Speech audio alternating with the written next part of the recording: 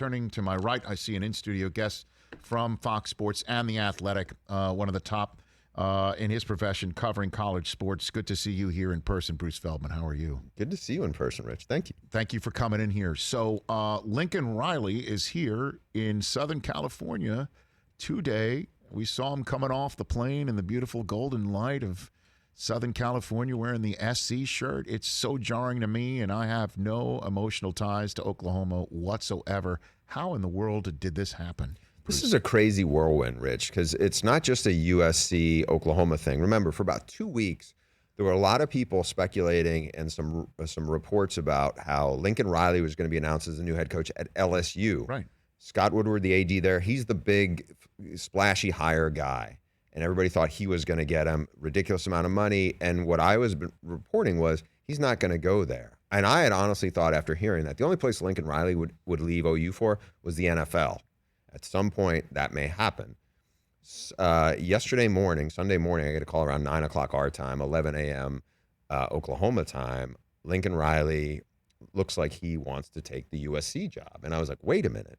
Seriously? That didn't add up to me for a while. Mm-hmm. And I kept thinking, then I got a call, I put something out on social media about it, and I just was like, all right, this is going to sound crazy.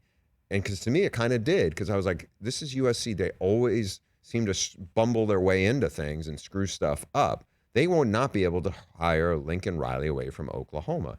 And then an hour later, I got a call saying, yeah, he's meeting with the president of OU, and this is going down. It just blew my mind because it was supposed to be LSU that was going to make the splashy hire, right, not USC. Well, credit to USC. They pulled off a huge coup. And if you ever think about it, USC's never, even when they hired Pete Carroll, that was like their fifth choice. It worked out great. Yes, it did. But this is huge for not just USC, it's huge for the Pac-12 as well. So before we get to that, let's linger on the Oklahoma part of it because, I was talking in the last hour, Bruce, that when Oklahoma and Texas left or announced they were going to leave for the SEC, we were all just praising how it was on the before the curve. They are ahead of their times, and Oklahoma being in the SEC now is just going to be a boon. And why doesn't Oklahoma serve as an attractive spot for Lincoln Riley anymore? It's not like the recruits aren't coming.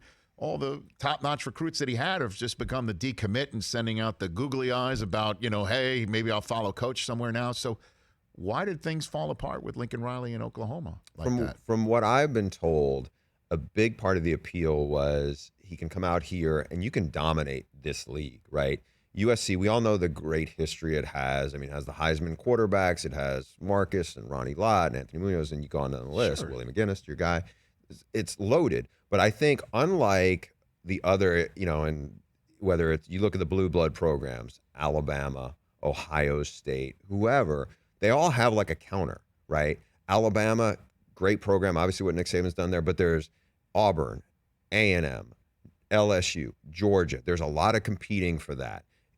Ohio State, they got Michigan, they got Penn State. It's like you're on relatively equal footing. USC, there is no equal footing out here, right? You are better positioned. You're in a very fertile recruiting base, which, as you mentioned, most of those 2023 class, which Lincoln Riley had committed at OU, the top guys are all Southern California guys. So he has recruited out here extremely well. So he knows the landscape. He also knows that the way this conference is set up, being the Pac-12, you got Oregon's recruiting well with Mario Cristobal. Chip Kelly's getting a little bit of momentum now that they're 8-4 at UCLA. Right. But the rest of the league, look at it. I mean, you got Arizona, Colorado, major rebuild. Cal, Washington now, major rebuild. I mean, these are real problems.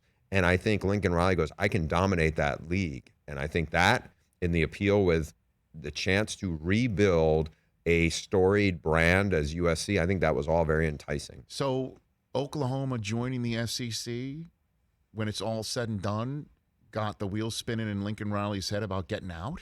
I mean, is that the way we can actually connect these dots? Because, again, it's not a facilities issue. It's not a name issue. It's not a brand issue. It's not like they're not going to get on TV issue. I mean, normally those are the top issues for any coach to say, I got to get out of here. It's not a recruiting issue. It's not like you can't get the top recruits issue. It's not a money issue. He told the Dallas Cowboys no, basically, to stay where he is. It's kind of the only thing left is like, yeah, I don't want to compete. in the SEC. It's easier to compete out here. So why not go and move my family to? Is there a family tie to Southern California? Not to my knowledge, because I know he and his wife, they're small town Texas people, you know, and they have 2 young daughters. So the idea of making a big move, and it is a big move. Of course it is not insignificant, right? So I think that when you look at this, by the way, he's almost making $8 million a year. The cost of living, you and I both live out here, compared to Norman, Oklahoma. Sure. I'm guessing, because USC is a private school, he probably is cracking double digits in the millions. Well, I'm sure the people whose check Mike Tomlin said wasn't large enough is definitely large enough for Lincoln Riley. But again, I'm just trying to hone down that essentially, from what I'm hearing, that the move that we were lauding Oklahoma and Texas for taking, because it was ahead of a curve to go to the SEC, essentially is something that Lincoln Riley decided was not his bag, and his bag was better out here. Yeah, we'll see. Lincoln Riley's going to meet with the media later today. We're going to go over there at, I think, 3 o'clock. We'll see how he kind of explains it. But I think, again, part of the appeal of why a lot of coaches have felt like, even in spite of cost of living and some questionable, issues around the program, and it's not like USC is very good right now either. This is a legit rebuild, right? So I think the big appeal, though, is it is positioned so much ahead of almost everything else in its conference. So to flip it the way you are, I don't think that would be wrong. Bruce Feldman here on the Rich Eisen Show. So we had a caller call in from Oklahoma, and he basically was talking like the sky was falling. Recruits are leaving. Bob Stoops is here. I mean, there's an article on The Athletic today by one of your colleagues talking about players not even knowing if they're practicing this week or what's going on. And that this fan was afraid that this is the end of the Oklahoma run or brand. And I try to counsel him against the sky falling. But what is your boots on the ground sense of what is happening in Oklahoma today and the steps forward? I think the part that's probably troubling, especially for fans like that, is in this day and age, because of the transfer portal, guys can leave without penalty. And I'm not saying that's a bad thing. But it's like you have Caleb Williams, who's a budding star at quarterback. Mm-hmm. We know Spencer Rattler is already in the portal. We expected him. That's not surprising. But does Caleb Williams eventually decide he wants to continue playing for Lincoln Riley at USC? He's spent a bunch of time out here in his quarterback development stuff.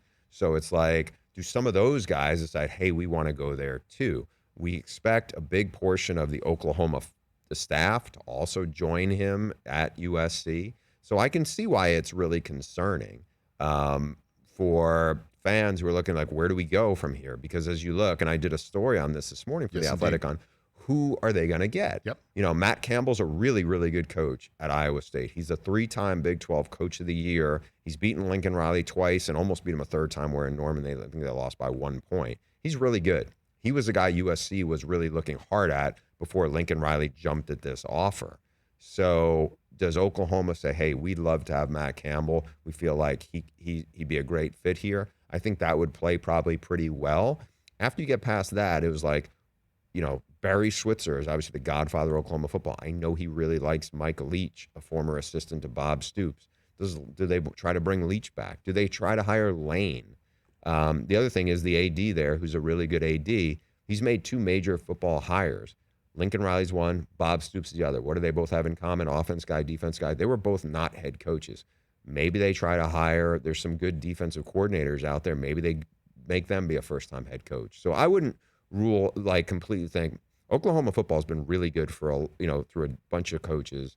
I think it'll still be really good. As you said, they have a lot of resources, but this is definitely a big pause for them right now. Well, I mean, go ahead. You asked that question because there's the Southwest. There's the SWAC Coach of the Year. Yeah. What about right? Deion? What do you think? You know what? You're right. He is the SWAC. I mean, look, credit to him. He has done he's done a very good job, man. And he's out there. He's out there with his toe up in the air. I don't know if he's the fit that they want necessarily. I don't know that he isn't, right? I don't know if he'd want to do that. I don't know if he'd want to do it. I mean, does he sit and wait and look and see what the landscape is? I mean, I don't know. He is definitely a wild card coaching hire. I don't know. I mean, I'll say this, and I work with some NFL Network former NFL Network guys, and obviously you are one. Yeah. Deion as a head coach doesn't seem as far-fetched for a big college job as it did 2 months ago. That's all I'll say. Well, and I'll say this too. I don't understand what the issue is against hiring him, other than the fact that he hasn't done it before. I mean, the guys, or a lot. I mean, look, he's not a guy. I honestly, Florida State should have jumped at the chance to get him when they did. And I understand that there's always these people like, well, he hasn't had this, he hasn't had that. He knows football, and he knows how to talk to kids, and he knows how to be passionate about it, and he knows how to drive passion as well. And he knows how to coach. I think the challenge with that, and I think this is the challenge with NFL guys. I'm not saying that this is necessarily Deion, right? But like, I think one of the things is there's a lot of guys who were like, I don't want to recruit like that. Meaning, it's recruiting is in the NFL. There is coaches doing. I'm not saying they don't work hard. They don't work 365 days a year to have to deal with recruiting, right? And so I think the question was going to be, how committed are you going to be to being all in for all consuming stuff, right? It's not to say he doesn't know football. It's certainly not to say he doesn't have connections or any of those things. Yeah. It's just recruiting is a beast in college football in terms of that. Look, he's done a really good job there. He deserves credit for that. Bruce Feldman here on the Rich Eisen Show from Fox Sports and The Athletic. So tell me, what are people saying in the coaching or evaluation or any community whatsoever about the Michigan win over Ohio State? I knew we were going to get to this at some point. What's the sense in the 48 hours since the Michigan W? There's a lot of people who have had to eat crow because they had written off Jim Harbaugh. Yep. They either forgot what he did at Stanford and the Niners, or they just thought he had kind of lost his way, right? And I think he deserves credit for this first and foremost. He reshuffled his staff. Josh Gaddis, really young offensive coordinator, has done a really good job. Mike McDonald, who almost nobody heard of before when he was on John's staff as an assistant with the Ravens, has been a fantastic addition, right? And so those are young guys who have played well. I think the thing that impressed me the most was watching the game. We have Charles Woodson on our show at Fox talking about, like, I think people felt like this needed to be Villanova against Georgetown because, Ohio State's offense is unbeatable and everything. And it didn't need to be Villanova-Georgetown where they had to play a perfect game, right? We saw McNamara throw the pick. I'm sure you were wincing on your couch when you saw that. Yes. Got momentum. It goes away. And the reality was they were the more physical team. This felt in a lot of ways like what Jim Harbaugh did to people when he was at Stanford. He ran it down their throats. Yes. I thought Gaddis did a really good job. He implemented a bunch of stuff that his buddy Joe Moorhead, the offense coordinator at Oregon, did when they whipped Ohio State and Columbus in September. They exploited a lot of issues on the defensive side of the ball, where, quite honestly, Ohio State is very shaky. The other thing that I think was, really impressive, not just Aiden Hutchinson, but both defensive ends really got after them. Jabo, yeah. And Jabo, by the way, I don't know if anybody talked about it, but he did the LeBron, silencer thing. And we also know the team that LeBron roots for. It was really fantastic. Everything from beginning to end. And you're right. I thought they did have to play a perfect game to beat Ohio State. Every mistake that was being made, I turned to my kids and I'm like, that's exactly the thing Michigan can't do. They can't interfere with somebody with a fair catch. They can't let this 3rd and 20 be converted. They can't. Every single time that did happen and they took the blow, they were the one to punch back. The third quarter, the halftime adjustments, that was Michigan's time to shine, and they did it. And this whole series lately has been, well, Ryan Day's got something cooked up, and Michigan can't adjust because they only know one way to do it. That wasn't the case this time around. And then by the fourth quarter, Hassan Haskins was literally setting up shop in Columbus, Ohio, and saying, who wants some of this business? I loved it, man. I loved every second of it. Yeah, I'm sure. Like, this was a vintage Harbaugh game. And I think it was a reminder, hey, right. Michigan has the best defensive player in the game, by the way. Aiden Hutchinson. That's not been that case in a long time. Correct. And what I thought was very cool, and I remember seeing this, Josh Ross, who's the linebacker there, is a good player. And you have guys, obviously Aiden Hutchinson, legacy guy, his both parents went there. I was at the school. I mean, I okay, remember so but talking to Josh Ross in the summer, you could feel the passion and almost the embarrassment of how it looked last year. And I think what you had was some real leaders inside the locker room who deserve a lot of credit for how they responded and what it means to them. And I thought that was really cool. Just I would have loved to, like the stuff I talked to Josh Ross about in the summer really kind of came back to me seeing how they played. And I thought that was a really, it's a really cool thing for the Big Ten to see how Michigan, I don't want to say Michigan's going to win a national title. I mean, they can't afford to stub their toe this weekend. That's correct. Come down. But I just thought a lot of stuff must have come out of people emotionally this weekend on that scene. And, just to see, I mean, just from watching it from the studio, snowfall, you saw the energy of it. I mean, that was a pretty magical day in Ann Arbor. Well, I mean, Iowa's got some Maize and Blue pelts on the wall from years past trying to, ruining Michigan national title hopes. I mean, everyone just Google the name Chuck Long if you want. So obviously every Michigan fan, including myself, who is truly, high-stepping right now, in a couple of days, we'll just have to take a beat and see what happens this Saturday. Before I let you go, Bruce Feldman, let's talk about these conference championship games this Saturday and how it all is going to play out with some quick hitters right here. Alabama must win to get in, right? There's no way they sit down somebody with one loss or zero losses over a two-loss Alabama. Honestly, it could be one of those SEC classics on CBS, last 4.5 hours. We're all tweeting about it. 4 overtimes, and it's been phenomenal. And Georgia's giving them, they're giving Georgia the best game Georgia could ever have, and they lose on a last-second kick or something like that or anything, right? I mean, right. I don't think so. Alabama has one really good win against Ole Miss. They've had 3 really close calls this week against Auburn, LSU, and Florida. None of those teams are very good, and they barely beat them. But the other thing is, think about the scenario you just played out. Now tell Kirby Smart, yeah, you beat them. They really haven't. They don't have much of a resume, but now you got to beat them again because it's going to be a 1-4 matchup. I don't see how the committee would do that. All right. So Alabama wins and gets in, correct? Oh yeah. All right, and then what happens? Who gets set? If you have, then you'd have Georgia would still go. You'd have 2 one-loss teams from the SEC. They might be the 1 and 2 seeds at that point.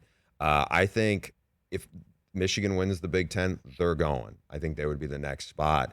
I think Cincinnati, and there's some people who disagree with it, I think if Cincinnati wins, I think Cincinnati is in. They would beat a Houston team that's a top 25 team. It's a one-loss team. They have one of the best wins, by the way, in the regular season. They went to South Bend. They beat Notre Dame by 11 points. Got to give them credit for that. I think that win is better than anything else at a one-loss Oklahoma State team out of the Big 12 if they win. They're going to play Baylor. Baylor's good, but I just don't think the committee would take a one-loss Oklahoma State over an undefeated Cincinnati, with Cincinnati having that Notre Dame win. But that would be the discussion there. So then which teams do you think are rooting hardest for Iowa this weekend? Obviously, because that would open up a spot, right? That would, yeah. Get nobody in there. Yeah, I think Baylor and certainly Oklahoma State are going to root hard to see Michigan fall, because I think if 2-loss Baylor beats Oklahoma State, they might have an argument at least to say, hey, we should be ahead of 1-loss Notre Dame. That's not a conference champ. That's 11-1. That really doesn't have much. It's not their fault, but the teams they've beaten have not been very good. Virginia Tech, USC, Stanford, those teams have been way down this year. Purdue, that's their best one. So I think it really is. It helps the Big 12 immeasurably if Michigan gets knocked off. Right. It certainly helps Cincinnati. I mean, they don't need them there either. I mean, I think those are the teams that would improve the most. And certainly if you're Notre Dame, you want to see Michigan out of there, even though the way it sets up, it would have been better for them if Wisconsin was in that game, because then if Wisconsin beats them, Notre Dame has a convincing win over Wisconsin, which now Iowa doesn't do anything for them. So does Michigan. Right. They do. So Michigan beats Iowa, Alabama beats Georgia, Cincinnati wins. So that sets up where Georgia plays Cincinnati and Michigan plays Alabama, right? Maybe. I'd be interested to see. They're not going to send Alabama taking on Georgia again, right? No, they wouldn't. I think the question is going to be who's the 1-2 there. I mean, if Alabama beats Georgia, Georgia's resume is not going to look as great anymore. Remember, who have they beaten? They got Clemson, which was a 10-3 game. Clemson's not very good this year. Right. It's not like Georgia's going to have So you're saying Michigan would be the 1 seed? No, I'm not saying that. Okay. I think Alabama might leapfrog to number 1 at that point. And so Michigan will play Georgia. Yeah, I don't know if you want that matchup. Dude, I'm taking any matchup right now. Yeah, you should. You should. You're right. You should. Let's go. I mean, who wants a piece of this right now? You could say Georgia would. Fine. That's great. I mean, right now, they get past Iowa. There's no house that's any money. That, you know what I'm saying? Like, when you're looking over my friends. No, I'm just like, this is going to be tough for you guys for a while. I know he's a Georgia guy over there. Yeah. I don't know. I mean, honestly, bring it. Maybe something. Be careful what you wish for. But any game that's in a national championship semifinal, I'll be drunk. It's New Year's Eve anyway, right? You will. God bless you for that. And look, I think it doesn't matter. I'm drinking. The Montepulciano will be flowing regardless. I think the thing that will probably the Woodson Cabernet get it going even further is the fact that if Alabama beats Georgia, I think then all of a sudden it's a little bit like seeing Mike Tyson get hit by Buster Douglas. It's like, ooh, that defense, they're vulnerable or whatever. So I think there is an element of, the Predator, it bleeds now. And because right now everybody looks at Georgia as like, talk to an NFL scout. There's like 3 waves of guys in the front 7. Right. So that's the scary thing. But again, they haven't played anybody yet, and I just think that the matchup against Michigan's run game is so good, and the offensive line is playing really well. It's just, man, Georgia's a scary team if you're going to just try to run the ball against them. Before I let you go, who's the Heisman Trophy winner? I hate this question. Sorry. No, I mean, there's not a right now. If you ask me, Will Anderson, who has 29 and a half TFLs, he's the best player in Alabama, even better than Bryce Young. It's hard to say, right now, if you ask me who my top 4 would be, it's this mix of Will Anderson. I think Aiden Hutchinson from Michigan deserves to be there. I think Kenneth Walker, the running back from Michigan State, deserves to be in there. Yep. And I think, look, if Bryce Young's going to get his chance. If Bryce Young this is the quarterback at Alabama, freshman, he's been terrific. If he beats Georgia, I think Bryce Young wins the Heisman. If not, I don't see Kenny Pickett and Matt Corral, quarterbacks at Ole Miss and Pitt, have had really strong years. I don't think they're going to win it. I think they have a chance to get there. I don't know. This to me is the wildest Heisman year, because I think you'll get a bunch of people voting for defensive guys, but you may get like 4 different guys, Jordan Davis at Georgia, Nakobe Dean at Georgia. They may split whatever votes a defensive guy is going to get. I mean, it'll come down to this weekend, and what if Hassan Haskins runs for 230 yards this weekend? Right? All of a sudden, it starts to feel like what Ezekiel Elliott did when he was at Ohio State. He wasn't even like an all-conference back, but he ran wild in the postseason. When it mattered, yeah. When it mattered. We'll see. When Cardell Jones was dominating too, and everybody thought, when people didn't think it was going to happen, right? Oh my gosh, the mere fact that we're having this conversation. So we're entering the final weekend of play, with all due respect to Army-Navy game, obviously, that we look forward to after that, where the Heisman's up in the air, and the only thing we really know for sure is Georgia's in the Final Four. Yes, right? that's fair. It. Yeah, that's it. How about that? Wow. It's fun. Look, it's different this year. Every year in recent years, we've had Clemson. They're not in. We've had your arch nemesis, Ohio State. They're not in. Yeah, I've heard that. So we may not get Alabama in it. Right. So it's like there's a lot of new blood here. I think that's not a bad thing. And then since you know facts and you're a reporter and you tell everything straight, Ohio State's not in. Why? What happened to knock them out? What happened to knock them out? They got beat by Oregon, and then they got beat by somebody else in the Big Ten. Yeah, very good. We won't even give me the name. You don't need that it. Come on. School up north, or the team up north, or whatever the hell it is. I do need it. I want to hear it, and it's so funny. Just like you don't. No, because Michigan whipped them. They were the more physical team. They were. Thank right? you. By the way, that's a new drop on the show. Very good. Thank you. You're the best, Bruce Feldman. Thanks for coming here in person. Good seeing Let's have you. I'll have you on later on this month, and then hopefully next month or whenever you're willing to come. An easy drive. Bruce Feldman. Check it out. Check him out on The Athletic as well as on Fox Sports. Hey, you watched all the way to the end. Thanks for that. Watch more right here.